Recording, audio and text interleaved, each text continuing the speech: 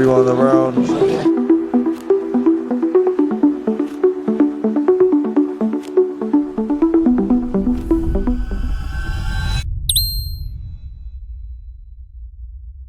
So we're here at the main packing warehouse right now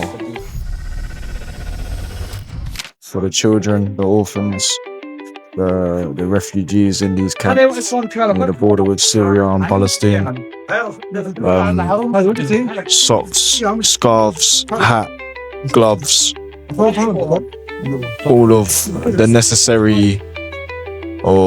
necessities for these children are here, and we are going to be packing it all tonight, inshallah, ready to distribute it out tomorrow. I've got jackets, each in the sizes, for specific people. They're all named and aged, so the right person gets the right item.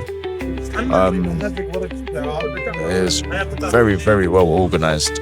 Very well organized. This is for the females, the widows, so they can keep warm and everything.